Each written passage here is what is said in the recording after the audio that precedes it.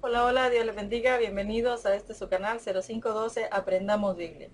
En esta ocasión quiero desarrollar con ustedes un pequeño estudio acerca del Salmo 51, un salmo maravilloso, hermoso, en el cual el Señor nos muestra la inoperancia del ser humano para poder alcanzar misericordia, sino solamente a través de la sangre derramada en la cruz del Calvario por su Hijo Jesucristo, al cual podemos llegar con un corazón contrito y humillado, y al cual Él nunca desprecia.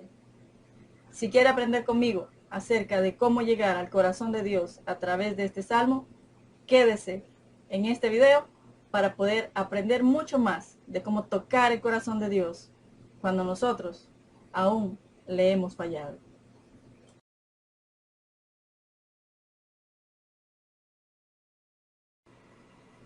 Según Victorinos Strigelus, este salmo es la joya más preciosa de todo el libro y contiene instrucción tan importante y doctrina tan grande que la lengua de los ángeles no podría hacer justicia a su pleno desarrollo. Este salmo es titulado con frecuencia y apropiadamente la guía del pecador. En algunas versiones es una ayuda para el pecador arrepentido.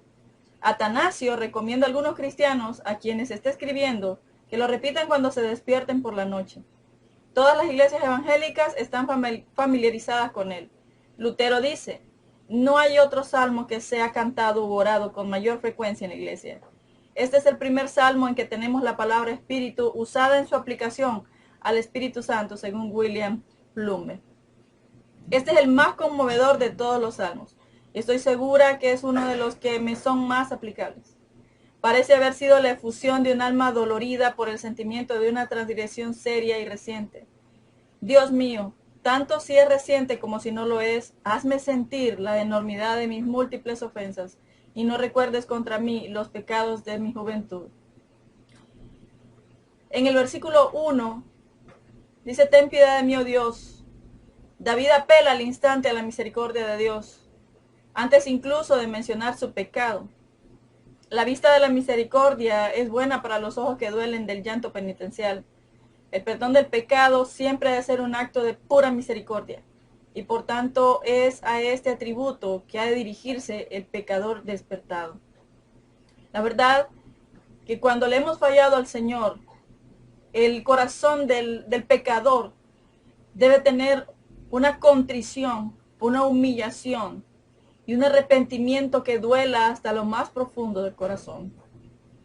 Saber que le hemos fallado al Rey de Reyes y Señor de Señores debe provocar en el pecador el dolor más grande, la penitencia propia más grande que el ser humano pueda sentir, por haberle fallado al que nos amó primero, al que nos creó, al que nos guarda y nos cuida, con tanto amor, que tuvo la demostración de amor más grande al entregar a su Hijo en la cruz del Calvario. Y ser nosotros tan mal agradecidos de fallarle debe llevarnos a sentir dolor cuando le hemos fallado al Señor. Es necesario que nosotros debemos sentir eso, sentir ese dolor, sentir esa agonía. No como muchas veces, tristemente, en las iglesias vemos gente que llega al altar, gente que llega disque arrepentida, pero llega muchas veces con una sonrisa o de una forma irreverente a la presencia del Señor. Cuando el corazón realmente está arrepentido, gime por amargura, gime buscando la respuesta y el perdón de sus pecados. Y esta es la forma en la que David se presenta delante del rey. David, la palabra lo menciona como un hombre conforme al corazón de Jehová. Y a veces pensamos, ¿cómo es posible que un hombre conforme al corazón de Jehová haya cometido tan grandes pecados? David envió a la muerte a Urías Eteo, un inocente. Cometió adulterio con la mujer de éste, la embarazó, y al morir Urías Eteo se casó con ella. Luego, las consecuencias del pecado son grandes en su vida, a tal grado de tener una vida luctuosa después de eso.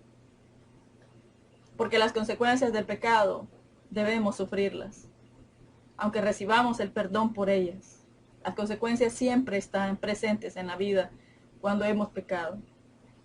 Y debemos pedirle al Señor que libere todas nuestras generaciones de la herencia corruptible que nosotros hemos creado en ellos. El Señor puede romper toda cadena de opresión en nuestra familia, en nuestra descendencia, si llegamos delante de Él con un corazón contrito y humillado. Es necesario que entendamos que hemos pecado contra el Señor. No me atrevo a decir, mi Dios, porque esto sería presunción, dice David. Te he perdido a ti por mi pecado. Me he distanciado de ti al seguir al enemigo, y por tanto no soy limpio. No me atrevo a acercarme a ti, dice David, sino que me quedo a distancia, y elevo mi voz con emoción y contrición de corazón, y clamo y digo, ten piedad de mí, oh Dios. Del comentario sobre los 7 salmos penitenciales de fuentes antiguas por el reverendo Forbes, obispo de Brechin, es el comentario que acabo de leer. Cuando dice conforme a la multitud, los hombres se quedan aterrorizados ante la multitud de sus pecados.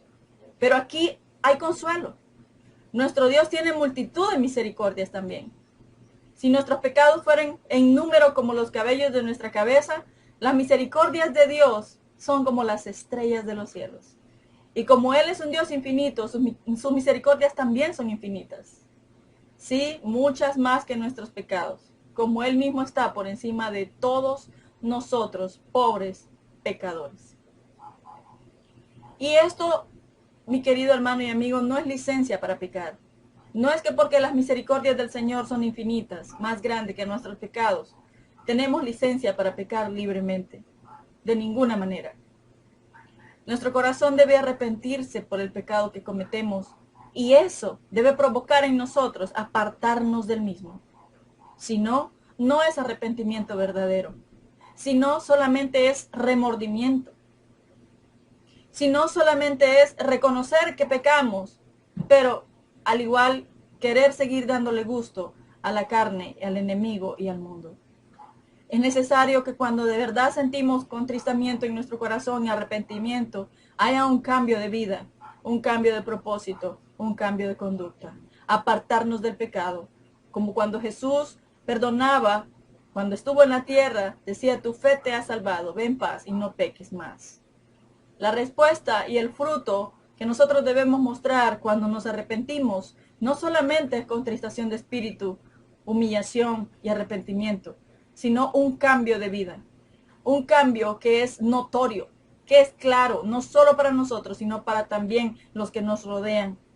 Que debemos mostrar que de verdad ha habido un arrepentimiento claro y genuino en nuestro corazón. En el versículo 2 dice, lávame a fondo de mi maldad. El tinte es en sí indeleble y yo pecador he permanecido sumergido en largo tiempo, hasta que el carmesí ha quedado fijado. Pero Señor, lávame, lávame y lávame de nuevo, hasta que la última mancha haya desaparecido y no quede rastro en mí de mi contaminación. El hipócrita se contenta con que sean limpiados sus vestidos, pero el verdadero penitente clama, lávame a mí. Uno de los pecados en contra de Betsabé, que sirvió para mostrar al salmista toda la montaña de su iniquidad, de la cual este hecho nefasto era solo una piedra desprendida. Su deseo es librarse de toda la masa de su inmundicia, que aunque poco notaba antes, ha pasado a ser un terror horrible y alucinante para su mente. Cuando nosotros vemos los pecados de David, incluye en el caso de Urías Eteo, adulterio y muerte. Adulterio y muerte. Según la raza humana, son pecados capitales.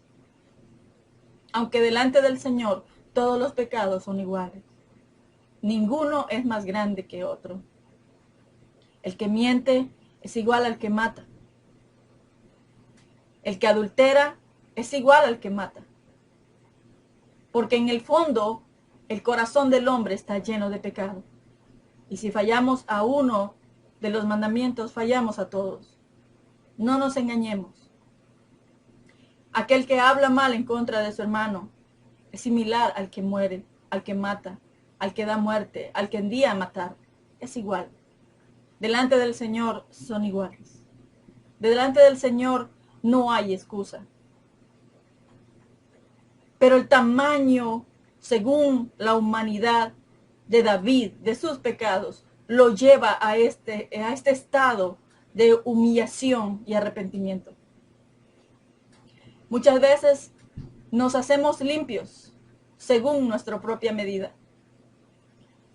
Si no hemos matado, si no hemos adulterado, si no hemos fornicado, nos creemos puros y santos, aunque mintamos, hablemos mal del vecino, aunque digamos palabrotas, aunque de repente se nos crucen pensamientos inicuos y malos.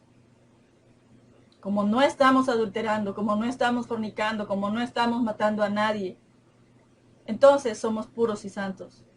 Y muchas veces esa condición nos hace sentirnos bien y no llegar al arrepentimiento genuino y verdadero. Cuando la palabra del Señor dice que no hay justo ni aún uno, no hay quien entienda, no hay quien busque a Dios. Aún aquel que nunca adulteró, aún aquel que nunca fornicó, aún aquel que nunca mató, no es limpio, está lleno de pecado y de falsedad. Muchas veces, mucho más que aquellos que han cometido pecados capitales, porque no se han arrepentido por ellos, porque no se han arrepentido de ellos. Creemos que son mentiritas blancas. Creemos que no llegan delante del corazón del Señor y que no ofendemos a Dios con ellas. Y estamos muy equivocados. Estamos errando. El corazón de David se sintió de esta manera por los pecados que había cometido en el caso de Urías Eteo. Pero toda su vida estaba llena de pecado. Y este pecado le hizo entender la gran falla que él había cometido delante del Señor, pero también le llevó a entender que había tenido toda una vida ofendiendo al Señor. Es necesario que nosotros lleguemos a entender que nuestra vida, en toda nuestra vida, hemos ofendido a Dios, ya sea de hecho, de palabra, de pensamiento o por omisión. Y debemos arrepentirnos por todo lo que hemos hecho, que no agrada al corazón de Dios. Y no engañarnos a nosotros mismos. Porque no nos engañemos, Dios no puede ser burlado. Y todo lo que el hombre sembrare, eso también cosechará. ¿De dónde aprendemos qué cosa tan vil, asquerosa y miserable es el pecado a la vista de Dios? Tiñe el cuerpo del hombre y tiñe su alma. Y le hace más vil que la más vil de las criaturas. Ningún sapo es más vil y repugnante a la vista del hombre que un pecador manchado y contaminado por el pecado a la vista de Dios, hasta que es limpiado y lavado en la sangre de Cristo, según Samuel Smith. El animal más horripilante del planeta no es nada comparado con aquel hombre que es pecador y que no se arrepiente de su pecado. Aún aquel que solamente miente. Y límpiame de mi pecado. Esta es una expresión más general, como si el salmista dijera: Señor, si no basta con lavarme, prueba otro medio. Si el agua no sirve, prueba el fuego. No dejes nada sin probar, para que pueda ser purificado. Líbrame de mi pecado, por el medio que sea, por todos los medios. Solo purifícame por completo, y no dejes culpa en mi alma. No es por causa del castigo que da más, sino por el pecado. Muchos criminales están más alarmados ante la horca que en presencia del crimen que los lleva a ella. El ladrón se deleita en el pillaje, aunque teme la cárcel. No es así, David. El pecado le trastorna por ser pecado. Sus gritos más penetrantes son contra el mal de su transgresión y no contra las penosas consecuencias de la misma. Cuando tratamos seriamente con nuestro pecado, Dios nos trata cuidadosamente a nosotros. Cuando aborrecemos lo que aborrece el Señor, Él pronto va a poner fin al tormento y nos devolverá el gozo y la paz. El pecado es repugnante. Pensar en él, hablar de él, escuchar acerca de él, hacerlo. En una palabra, solo hay en ello ruindad y vileza, dijo Simpson. En el versículo 3, porque yo reconozco mis delitos. Parece decir, hago plena confesión de ellos. No es esto lo que alegro para obtener perdón, sino que es una evidencia clara de mi necesidad de misericordia y soy por completo incapaz de buscarla en otra dirección. Y mi pecado está siempre delante de mí, dice David. Mi pecado en conjunto nunca se aparta de mi mente. Está oprimiendo mi espíritu sin tregua. Lo pongo ante ti porque está siempre delante de mí. Señor, apártalo de ti y de mí. Para una conciencia despierta, el dolor a causa del pecado no es pasajero y ocasional, sino intenso y permanente. Y esto no es una señal de la ira divina, sino más bien un prefacio seguro del favor inminente que viene del Señor. Cuando nos arrepentimos y el pecado duele en nuestro corazón, es porque el favor de Dios está allí. El único que redarguye de pecado y de juicio es el Espíritu Santo. Y cuando el pecador está arrepentido y humillado delante de su presencia, es porque el Espíritu Santo de Dios está obrando en él y es el prefacio para la redención y la salvación de su alma. David confiesa y admite su pecado como propio. Y aquí está nuestra riqueza. ¿Qué es lo que podemos llamar nuestro sino el pecado? Nuestro alimento y vestido, las cosas necesarias para la vida, son algo prestado. Venimos al mundo hambrientos y desnudos. Pedimos prestadas estas cosas y no merecemos ninguna aquí. Nuestro pecado vino con nosotros, como confiesa después David. Tenemos derecho por herencia al pecado. Recibiéndolo por la transmisión de nuestros padres, tenemos derecho a poseerlo. Como Job. Tú me haces poseer los pecados desde mi juventud. En el versículo 4, contra ti solo he pecado. Un pecado de debilidad puede admitir algo de excusa. Un pecado de ignorancia puede encontrar excusa. Pero un pecado de desafío no tiene defensa, dijo Richard Baker. A veces nos excusamos por los pecados que cometemos. Le echamos la culpa a otros, como hicieron Adán y Eva en el huerto del Edén, echándole la culpa a otros. Pero un pecado de desafío no tiene defensa. Al que sabe hacer lo bueno y no lo hace, le es pecado. Cuando sabemos hacer lo bueno y no lo hacemos, es un pecado de desafío y no hay defensa en contra de ese pecado. No hay nada que poder decir, solamente presentarnos delante del Señor arrepentidos y humillados. Hay una pena de origen divino que lleva al hombre a la vida. Y esta pena es obrada en el hombre por el Espíritu de Dios y en el corazón del que es piadoso, que lamenta el pecado porque ha ofendido a Dios, que es tan tierno y dulce como Padre hacia él. Y aunque no hubiera cielo que perder, ni infierno que obtener, con todo está triste y apenado en el corazón porque ha agravado a Dios, dijo John Welch. Debemos sentir horror hacia el pecado no por el castigo que se viene con él, no por lo que perdemos habiendo pecado, sino por haberle fallado al Rey de Reyes y Señor de Señores, sino por haber constritado su corazón, sino por haber dañado su propósito en nosotros. Eso es lo que debe dolernos. Aunque no hubiera un cielo que perder y aunque no hubiera un infierno al cual ir, nosotros deberíamos arrepentirnos de nuestro pecado. Y he hecho lo que es malo delante de tus ojos, dice David. El cometer una traición en el mismo tribunal del rey y delante de sus ojos es una verdadera insolencia. David sentía que su pecado había sido cometido en toda su repulsividad, mientras Jehová le estaba mirando. Nadie excepto el Hijo de Dios se preocupa del ojo de Dios. Pero donde hay gracia en el alma, esta refleja la culpa espantosa ante el acto malo. Cuando recordamos que Dios, a quien ofendimos, estaba presente cuando se cometía la transgresión. Pensar en que Dios estaba viéndome, cuando estaba cometiendo el pecado, debe causarnos repulsión y dolor, angustia. En el versículo 5, mira que en maldad he sido formado. David está anonadado por el descubrimiento de su pecado innato e inmediatamente lo pone delante. Esto no es con la intención de justificarse, sino más bien de completar la confesión. Es como si dijera, no solo he pecado esta vez, sino que soy por mi propia naturaleza un pecador. La fuente de mi vida está contaminada ya en su comienzo. Las tendencias por mi nacimiento están desequilibradas. Me inclino a las cosas prohibidas. La mía es una enfermedad constitucional que hace mi misma persona detestable para tu ira. Es cuando nos vemos que no somos nada delante de Él y que no merecemos su misericordia. En pecado me concibió mi madre. Vuelve a los primeros instantes de su ser, no para culpar a su madre, sino para reconocer las raíces más profundas de su pecado. Negar el pecado original y la corrupción natural que nos enseña la Escritura es ponerse frente a frente de la misma.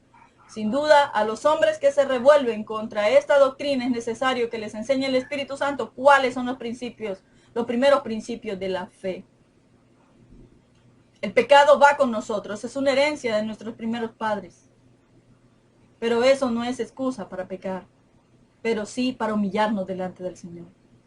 Versículos 5 y 6 es un mirar de asombro como hallándose delante del grande y santo Dios. Y por tanto lo hace seguir de otro en el original dirigido a Dios.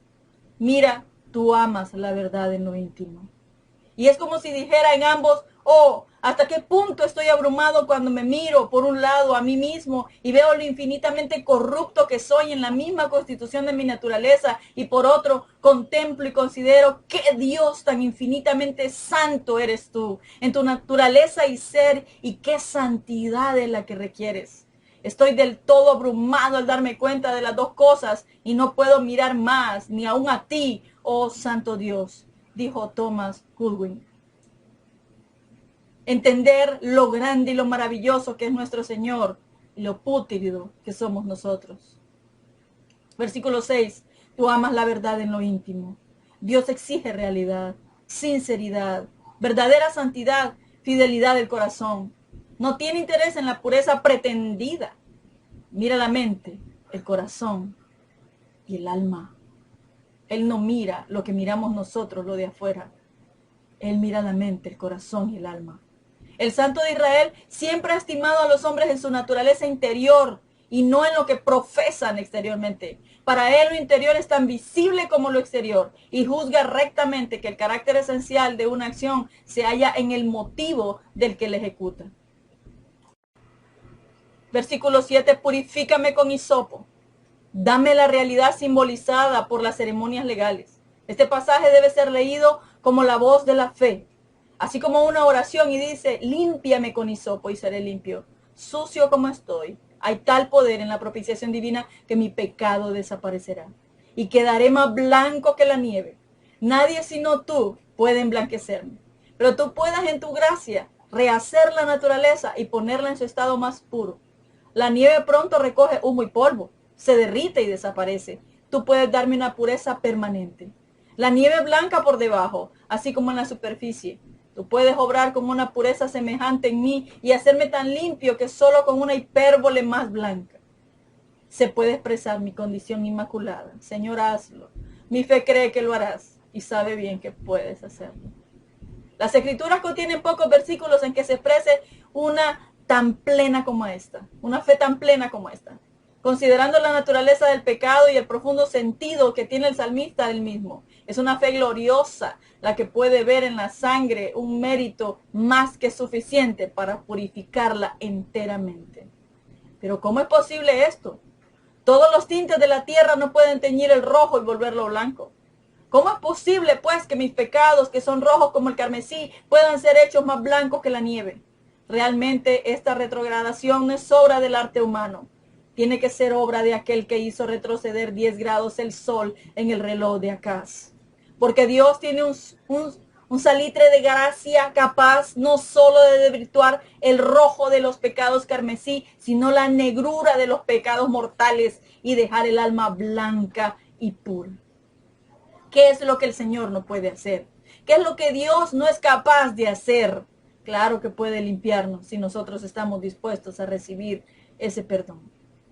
Pero la blancura, como la que se manifiesta en la nieve, no va a ser útil, porque como en el caso de Giezi, que salió de delante de Elías leproso y blanco como la nieve, lo que necesitamos, según dice David, es ser hechos más blancos que la nieve. Y esta blancura es la que se obra en nosotros por dentro al ser lavados por Dios.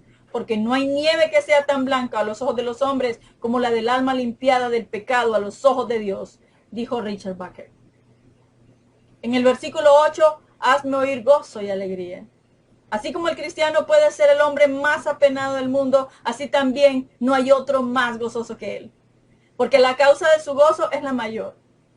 Y al ser su miseria tan grande, su liberación es grande. Y por ello su gozo es máximo, dijo Simpson.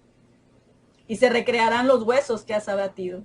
David gemía no por meras heridas de la carne. Sus potencias más firmes y tiernas estaban quebrantadas, desmenuzadas. Su humanidad había sido dislocada, magullada. Con todo, si el que había triturado quería curar, cada herida pasaría a ser una boca para el canto. Cada hueso temblando antes en la agonía, una fuente de intenso deleite. La figura es atrevida y lo mismo el suplicante. Está pidiendo una gran cosa. Busca gozo para un corazón pecaminoso. Música para los huesos abatidos. Una adoración asombrosa de ser enviada a cualquier parte excepto al trono de Dios. Más asombrosa y aún de no ser por la cruz en que Jehová Jesús llevó nuestros pecados en su cuerpo en el madero. Versículo 9. Oculta tu rostro de mis pecados. Dice en el tercer versículo que su pecado está siempre delante de su vista. Y ahora ruega que Dios lo quite de la vista de él. Este es un orden correcto. Si tenemos nuestro pecado frente a nuestros ojos para considerarlos, Dios los echará tras su espalda para perdonarlos. Pero si los recordamos y nos arrepentimos, Él los olvidará y nos perdonará, dijo William Cowper. Borra todas mis maldades. Si Dios no esconde su rostro de nuestro pecado, tiene que esconderlo para siempre de nosotros. Y si Él no borra nuestros pecados, tiene que borrar nuestros nombres del libro de la vida. Versículo 10. Crea. ¿Qué?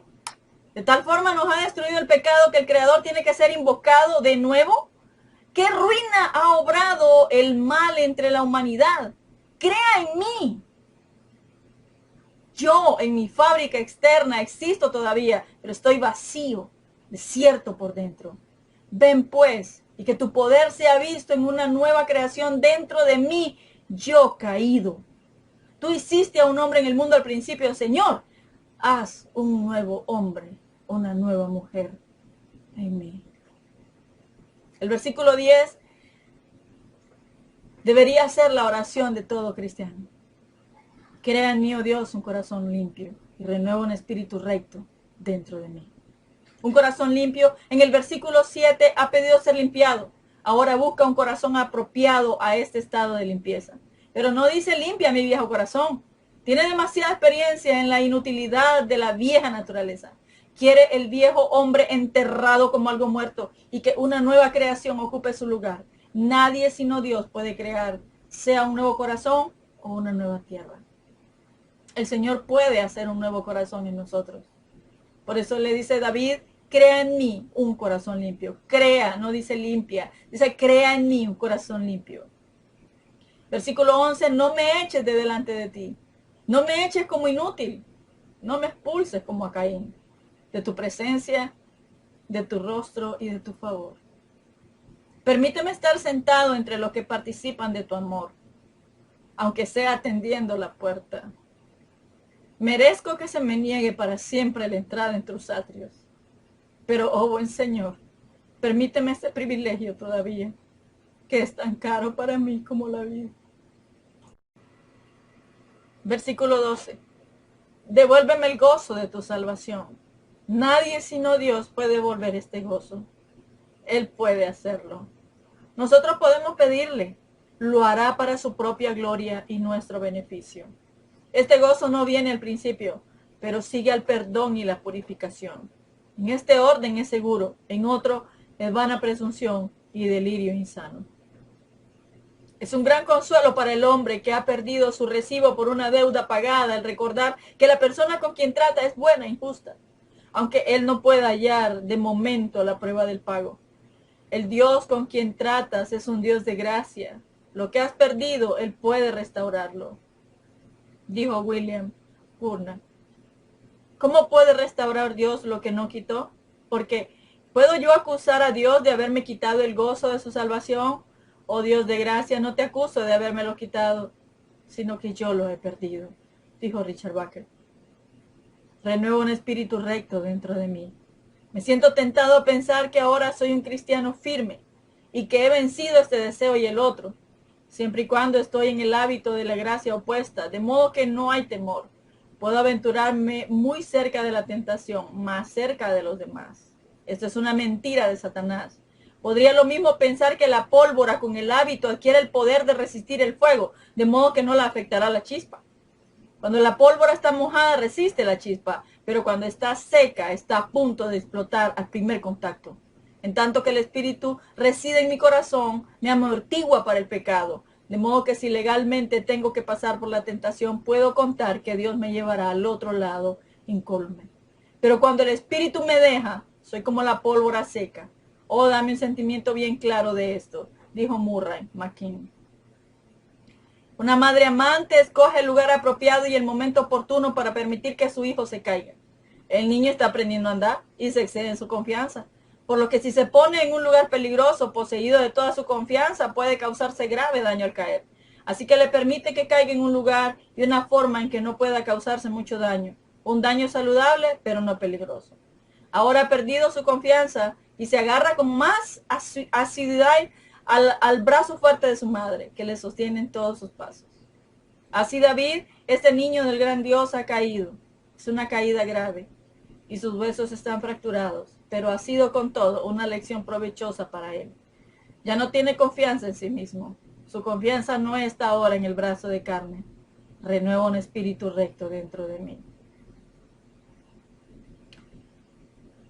Cuando el pecador se entera que ha pecado delante del Señor, entiende que no es con sus fuerzas que va a salir adelante.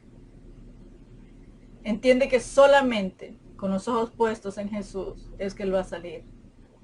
Entiende que solamente ha sido del brazo del Maestro puede redimirse. Entiende que solamente en la cruz puede encontrar el perdón de pecado. Versículo 3, entonces enseñaré a los transgresores tus caminos. Los cazadores furtivos, redimidos, son los mejores guardabosques. Aquellos cazadores que saben dónde cazan, que saben dónde matan a los animales, son los mejores guardabosques después.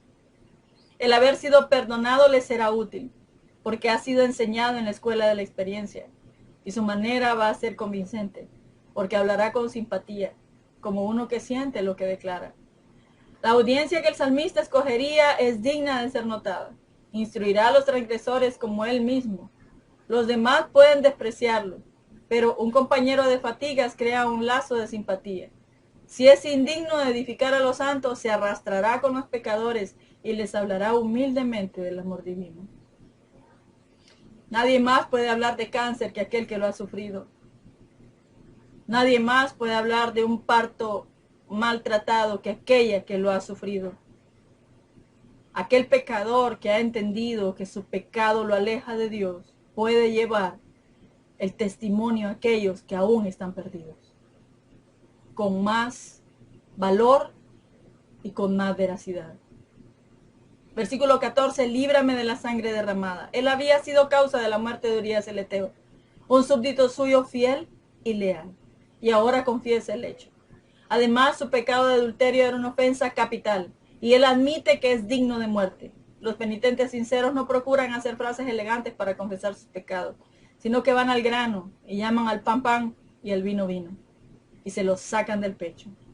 ¿Qué otro curso puede ser racional al tratar con el omnisciente Dios, que todo lo sabe? Como tratar de ocultar algo delante del que todo lo sabe, del que todo lo supo, que todo lo sabe y que todo lo sabrá. Oh Dios, Dios de mi salvación, no se había atrevido a llegar tan cerca antes. Hasta ahora había dicho solo, oh Dios, pero ahora exclama, oh Dios de mi salvación. La fe aumenta con el ejercicio de la oración.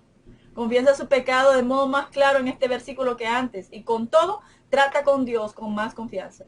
El ir hacia arriba y al mismo tiempo hacia abajo es algo perfectamente compatible. Nadie sino el Rey puede remitir la pena de muerte. Por tanto, es un gozo para la fe que Dios sea el Rey y que Él sea el autor y consumador de nuestra salvación. Y mi lengua cantará tu justicia. Uno podría más bien haber esperado que dijera, y mi lengua cantará tu misericordia. Pero David puede ver el camino divino de la justificación, esta justicia de Dios de la que Pablo habló más tarde, por la cual los impíos son justificados, y promete cantar, sí, y cantar con gozo sobre los caminos de la misericordia justa. Después de todo, es la justicia de la divina misericordia que es su maravillosa suprema. Observa que David en el último versículo se ofrece para predicar y ahora para cantar. No podemos nunca hacer demasiado para el Señor, a quien debemos más que nuestro todo. Si pudiéramos ser predicadores, porteros, cantores, cuidadores, todo en uno, todo ello no sería bastante para mostrar nuestra gratitud. Un gran pecador perdonado se vuelve un buen cantor. El pecado tiene una voz resonante y así debe ser nuestro agradecimiento. No cantaremos nuestras propias alabanzas si somos salvados, sino que nuestro tema será el Señor, nuestra justicia, en cuyos méritos somos justamente aceptados en justicia. Versículos 15, y publicará mi boca tu alabanza. Si Dios le abre la boca, es seguro que es para obtener su fruto. Según sea el guardián de las puertas, es el carácter de lo que sale a los labios del hombre. Cuando las que abren la puerta son la vanidad, la ira, la falsedad y las pasiones, salen de ella las peores maldades. De la abundancia del corazón habla la boca. Si deseamos guardar la puerta de la casa de Dios, roguemos a Dios primero que seamos buenos guardadores de la puerta de nuestra propia casa, para que Él cierre nuestra boca contra palabras impropias y abra la puerta de nuestros labios para que nuestra boca publique su alabanza. Esta era la oración de David y debería ser tu práctica, para lo cual observa 3 puntos especialmente. ¿Quién? El Señor. ¿Qué? Abre mis labios. ¿Por qué? Para que mi boca publique tu alabanza. David pide que sus labios sean abiertos. En otras palabras, que Dios le dé motivo de alabanza. El significado que solemos dar a la expresión es que Dios dirija su lengua por medio del Espíritu de modo que le haga apto para cantar sus alabanzas. Pero aunque sea verdad que Dios ha de proveernos las palabras y que si no lo hace, no podemos por menos quedar en silencio. David parece dar a entender que debe callar hasta que Dios le llame al ejercicio de la acción de gracias al concedernos el perdón, dijo Juan Calvino. En el versículo 16-17, ¿es algo roto útil aún para algo? ¿Podemos beber en un vaso roto? ¿Podemos apoyarnos en un cayado roto? Aunque otras cosas puedan quedar peores por haber sido rotas, con todo, el corazón nunca está en mejores condiciones que cuando está quebrantado o partido. Porque si no está partido, no podemos ver lo que hay dentro. Aunque Dios ama un corazón entero en su afecto, pese a ello, ama el corazón quebrantado en el sacrificio. En el versículo 17, sacrificio es para Dios un espíritu quebrantado. Cuando el corazón lamenta su pecado, tú te complaces más que cuando los becerros sangran bajo el cuchillo. No hay mejor sacrificio para el Señor que un corazón contrito y humillado. Es necesario que como hijos del Señor reconozcamos nuestro pecado delante de Él y nos humillemos como lo hizo David en su presencia. Que gimamos por el dolor de haberle fallado al Rey de Reyes y Señor de Señores y volvamos nuestro corazón a Él y nuestros pies en pos de su camino. Que el Señor te bendiga.